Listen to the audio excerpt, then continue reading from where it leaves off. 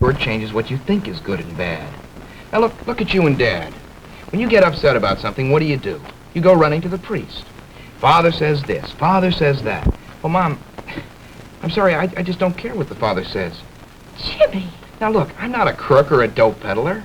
I just don't believe that Model T theology they dish out. Now, can't you see it? Can't you understand? Insight.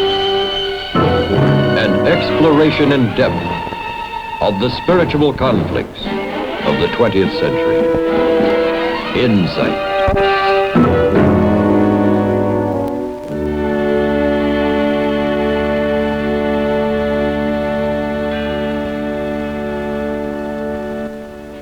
Hello, I'm Father Kieser.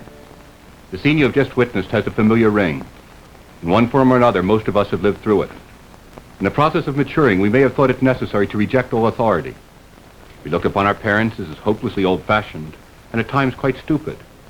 Their advice we thought was an invasion of our freedom. We called the church outmoded, its teachings unscientific, its laws a threat to our independence. Over the centuries, this youthful rebellion against authority has torn countless families apart. It has given many a parent a sleepless night. It has made many a teenager bitter and resentful. He begins by breaking the laws of God, doubting God's very existence. Agnosticism may be the immediate result, and the angry young men grow up. They begin to face the problems of maturity, and suddenly they find they are no longer angry. They recognize that their rebellion may have been a phase of their development, but only a phase. In the light of adult experience, most of these young rebels come to recognize their own inadequacies. They realize they cannot be a law unto themselves. They begin to appreciate the wisdom of the past and the futility of living for anything short of God. I did it again. Tied the laces too tight near the bottom. In my freshman year, I was on the JV team. And I tell you, we were pretty bad. But Mom and Dad came to every game. Never missed a one. And then when I finally got this, boy, they were awful proud.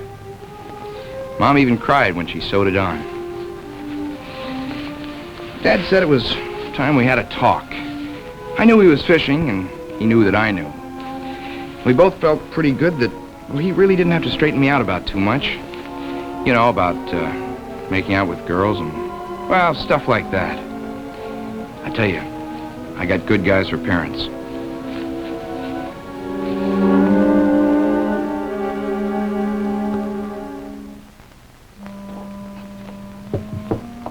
John? Mm-hmm. Yesterday, I had the greatest compliment any woman can be paid. Somebody said you were 28. No, silly.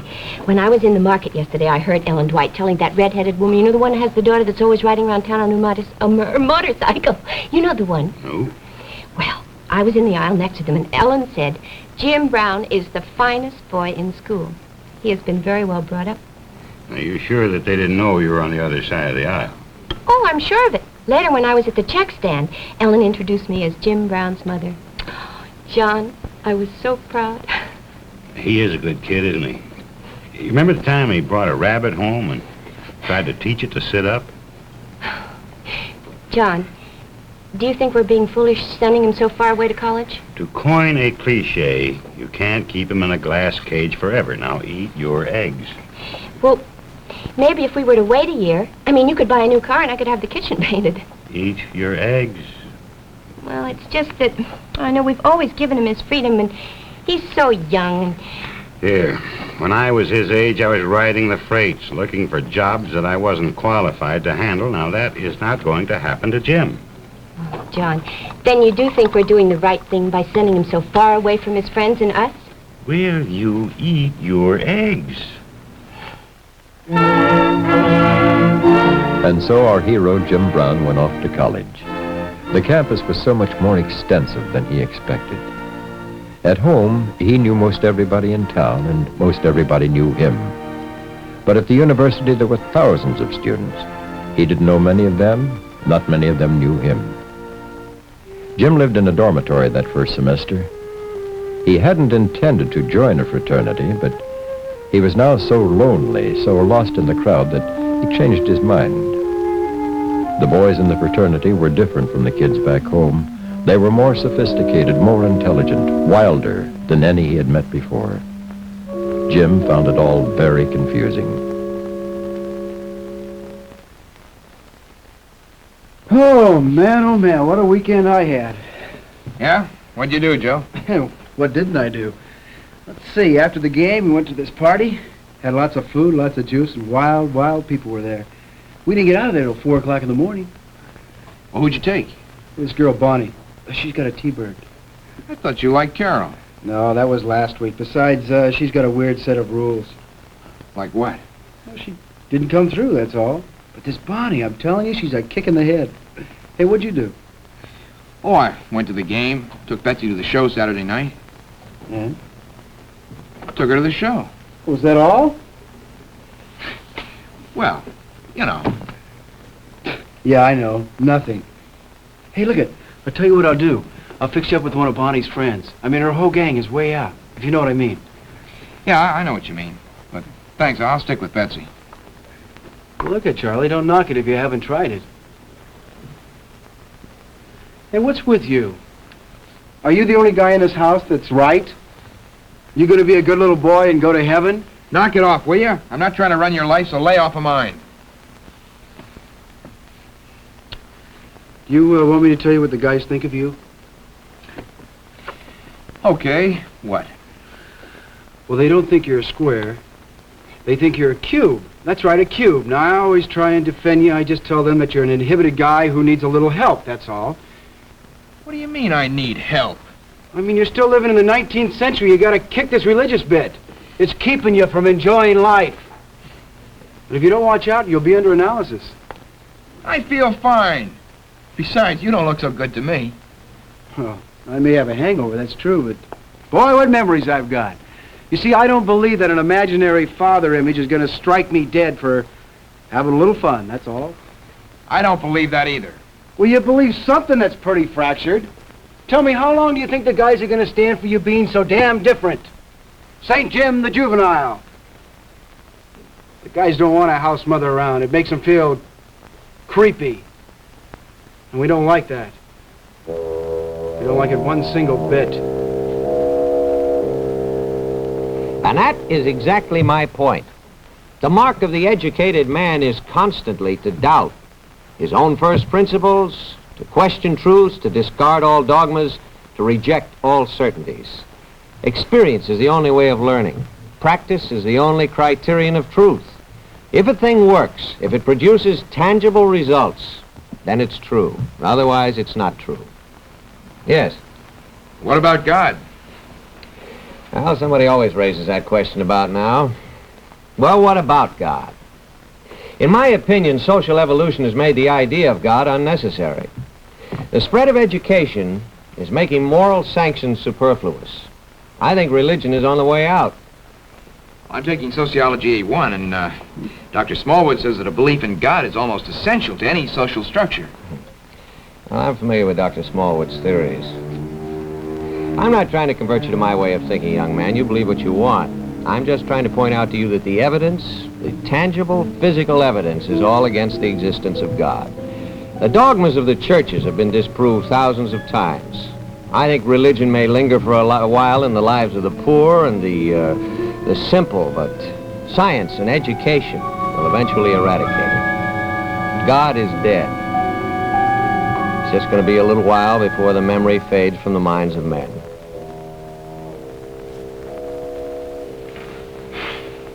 So I kept up my reading. Bertrand Russell, Alfred North Whitehead, John Paul Sartre. They all led me in the same direction. Took me a while to make the choice, but I guess the convincer was the guys I live with. I mean, I'm a fraternity man. What was I supposed to do? Tell the guys to take a flip and act like a monk? Besides, a frat is no cloister, I'll clue you. And they can't all be wrong. Everybody out of step with good old Jim? Looking back, I don't know how I could have swallowed that religious stuff for so long. What do you mean you don't believe anymore? I mean, I just don't swallow that pie-in-the-sky stuff anymore. I don't expect to go to heaven in a golden chariot just by being a good little boy and all the rest of that jazz. John? Jimmy's left the church. I heard. You're just packing up your prayers and leaving, huh, Jim? It's that school. They've twisted his mind just like I said they would. You, want to talk about it, son? Well, Mom's making a big deal out of it, like they brainwashed me or something. I just decided I don't need God or the church or any of the rest of it. It's as simple as that. What are you living for if you don't live for God? You gotta live for something. I'm living for me. You're only on this planet once, and I intend to get everything I can out of it. Sure, Mother, sure. I don't blame the boy. After graduation, you're going to try for one of those big corporation jobs, right? I know what you're doing, Dad, but it won't work. Yes, I want to be with a big corporation. Now, what's wrong with that? I'll have to work hard, but maybe by the time I'm 40, I'll be a vice president and making some decent money. Not like... That's all right, son. I never expected to have any real trouble with the income tax people. Your father gave us something more precious than money. He gave us happiness. Mom, none of this has anything to do with Dad. It's just that I've got my own conscience, and I don't want to waste half my life running to God to tell me what to do. See, I want to be like those guys you see in the ads. A nice house and a nice neighborhood, a beautiful wife, and well, maybe have a child, maybe. A child, maybe? Dear, he's not getting married just so he can provide you with grandchildren. Now, there's nothing wrong with what you want, Jim. It seems a shame that you can't include God among your status symbols. You look the same, but you're a different boy. John, we failed as parents. You two will never understand because you've never been exposed to anything but this broken down town and the church. Your mother's right. We have failed somewhere along the line. Go ahead, Jim. Live your own life. I'm smart enough to stop you with words. May God bless you.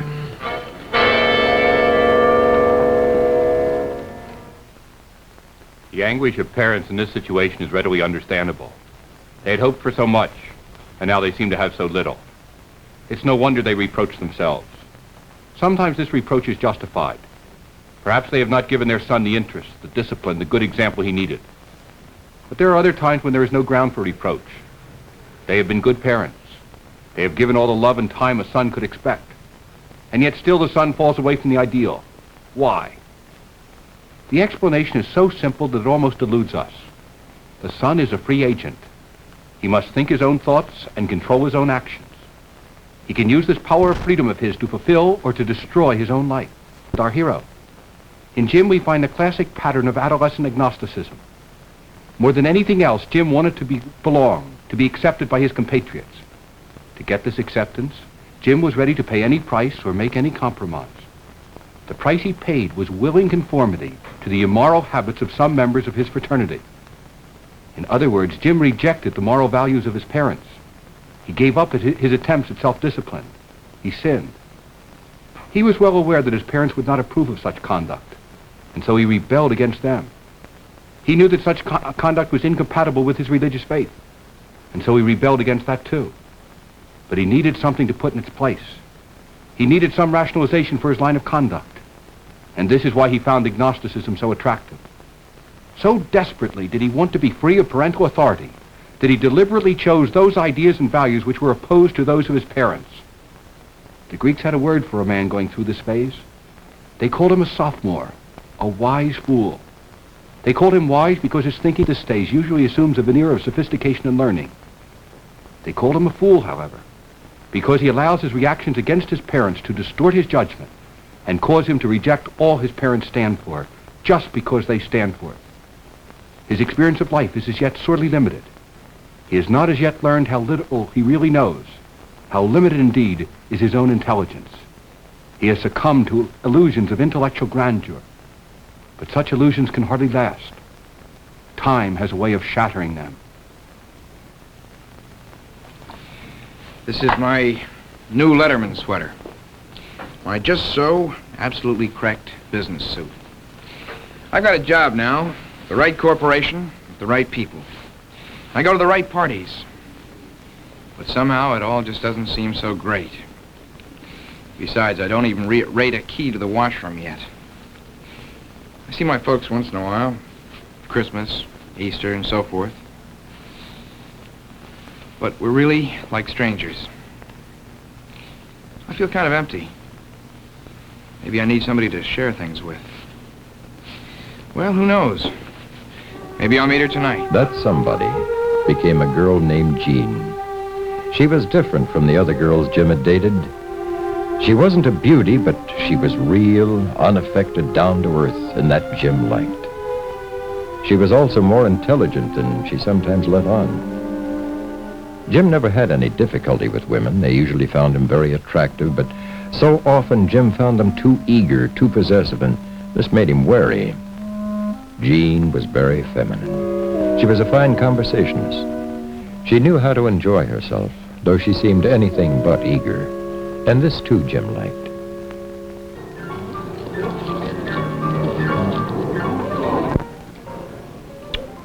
Well, say it. I love you. You nut. And you're causing me to put on 3 pounds. Do you know how many calories there are on one of these things? Oh, no. Oh.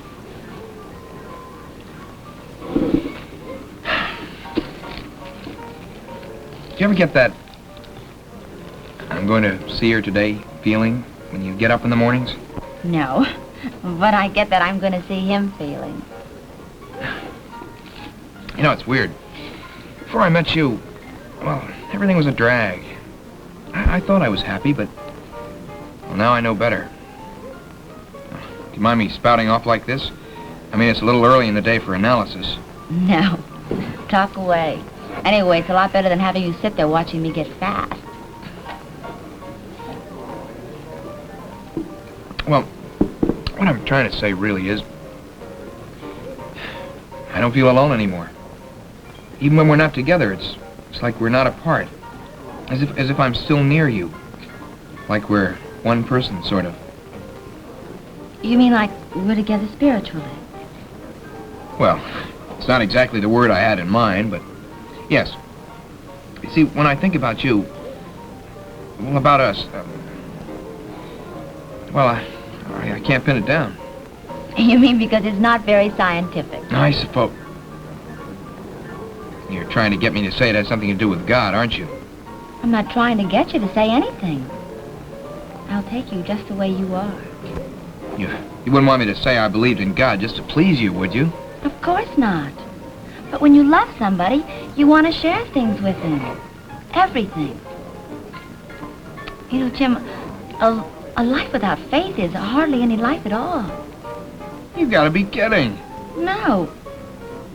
Well, is your faith more important to you than me? Yes. Like I'm playing second fiddle to God. You know, a very wise man once said, there's no such thing as a second fiddle when you hear the whole orchestra. Who said that? A musician friend of mine who plays second fiddle for the symphony. Jim and Jean were married just 12 months after they first met at the office party.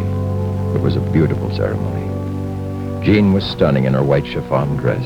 The wedding was in the church because Jean believed that way. Jim wanted it there, too, for his parents' sake, I guess, but also for his own. He wouldn't have felt married any other way. After they got their apartment and settled down, Jean continued to go to church every Sunday. Sometimes Jim went with her, but not often. It was little Jimmy's birth, I think, that changed all that. I guess every new father knows the feeling when his wife tells him she's going to have a baby. Well, I was typical. If Jeannie was standing, I made her sit. If she was sitting, I made her lie down. If she was lying down, I made her hot chocolate to make her sleep. But I had no idea what would happen to me the minute I put my eyes on that baby. A baby's a miracle, an honest-to-goodness miracle.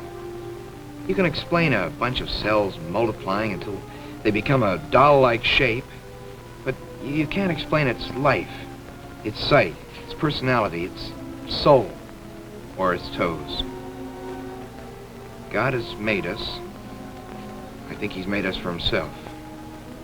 And I think he's the purpose of our lives. Agnosticism, I thought, was good enough for me. But when I looked at my son, I knew it wasn't good enough for him. Do you know what your son did? He wore out his first pair of shoes already. The way he waddles around, I wouldn't think he'd wear out anything but the seat of his pants. Quite a boy, my son. You think we should keep him? Yeah. You know, I feel very happy tonight. I guess I look at you and Jimmy and, well, I get a feeling of joy. I guess it's the only word. I know. I get that feeling sometimes, and I thank God. You know, I wonder if I ever really stopped believing in God. Well, that's what you told me. Remember? Your own personal manifesto, with great conviction. God is a dream, success is my destiny, and Jeannie is a doll. Well, the last part still goes, but, you know, with every year and every month I'm out of college, my personal manifesto seems more and more foolish. Second thought? Yeah. My own. Maybe for the first time. You know, I've been doing a lot of reading lately. Philosophy, theology, a lot of stuff I skipped over in college because some of the profs told me it was old hat. But you know, it makes a lot of sense. In fact, it's also logical. I don't know how I ever could have doubted it before.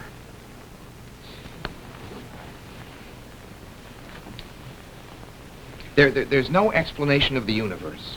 No reason for being. Of life itself, there's no explanation without God. Without him, well, everything would seem incomplete, empty. And you know, that's how I feel sometimes. Like I need something. Something to give myself to. You know, when I was a kid, Mom taught me, why did God make you? God made me to know, love, and serve him in this world, and to be happy with him forever, in eternity. You know, there's a lot in those little words. I don't think they should waste them on kids. They ought to save them for grown-ups like me who can appreciate them. And I really think, Jeannie, there's enough in those words to make me stop doubting. Oh, you know, Jim, there's no use doing something part way. I mean, if you really have stopped doubting. You mean I should act the way I believe? Well, it makes sense, doesn't it? Oh, I suppose, but I've been thinking about confession. I have a lot to confess. It's been years, 7 or 8 years. Well, that's a long time. A lot happens to anyone in that length of time. Yeah, but the priest would probably blow his stack. Do you think you're the first one that's ever been away that long? Do you think you'd be telling him something new? No, but confessing 8 years' worth of doubts and sins to the priest. Jim, you'd be confessing to the priest, but you're really only using him to get to God. I know, but it's not easy. It's the toughest thing in the world, to really face yourself. If I could do it for you, I would. But it's not something anyone can do for you. You have to do it. Not for me, or for your family, or for anyone else. But for yourself and God.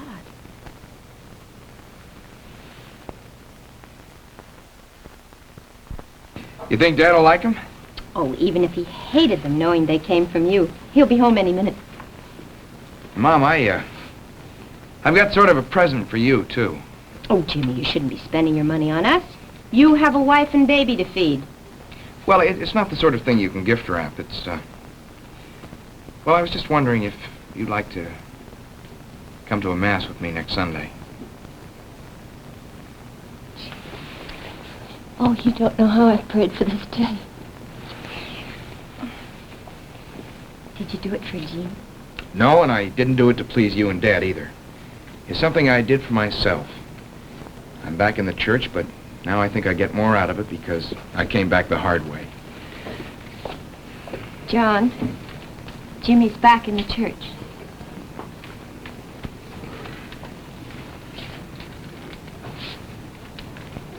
Who's these? Oh, how can you be so calm when it's what we've wanted for so long? Who's calm? I'm putting on an act. Whose are they? They're yours, Dad. I think it's about time you learned they aren't using wooden shafted clubs anymore. Beautiful. Must cost you a fortune. Now, don't swing it around in the kitchen, John. What mass, Jimmy? 10 o'clock. Say, why don't we find out how good they really are? And maybe we could get on a course at that. Come on, Dad, let's go. Man, anytime anything important happens, they make it seem as though it were nothing. Why can't they be like a woman and just cry? Paul Claudel, the great French dramatist, has said that the man who is not a socialist when he's 20 has no heart. But he adds if he's still a socialist at 30, he has no head. Something comparable might be said of agnosticism. Agnosticism has great appeal to those who are rebelling against all forms of authority. It appeals to those who are seeking to find themselves apart from their parents. It appeals to those who are having difficulty disciplining their animal instincts. But for the majority of men, agnosticism can only be a passing phase. For the responsibilities and challenges of adult life can only reveal its terrible inadequacies. Agnosticism cannot give a man a coherent philosophy of life. It cannot answer his most persistent and profound questions. It can give his life no absolute purpose, nor can it give him anything to fall back upon when the demands and problems of life seem too much. As the agnostic seeks to live more fully, to understand more completely, to love more generously, to suffer more patiently, he finds his agnosticism less and less adequate. At the beginning of today's story, Jim believed primarily because of his parents. His faith was to a great extent based on parental authority. But by the conclusion of today's story, Jim's faith has undergone a transformation. It has grown to maturity. Now it is independent of any human person. It is based on personal conviction. It is rooted in an awareness of personal need. It has become a direct, personal relationship with God. It's true that Jim, like most everyone else, is profoundly influenced by those around him, especially by those he loves. It's also true that the depth and sincerity of Jean's faith caused him to consider the matter more immediately than he might otherwise have done. But the fact remains, faith is something a man must find for himself. He must find it in his own unique way, in the depths of his own heart, in that part of his spirit where he wrestles with God. Faith comes only when God touches the individual's mind and enables him to see. It comes only when God touches the individual's heart and enables him to love. And that is why faith is the most wonderful thing that can happen to a man. Why it's the most precious component of a human life. Insight is a production of the Paulist Fathers, a group of Catholic priests who serve their God by serving those outside their church.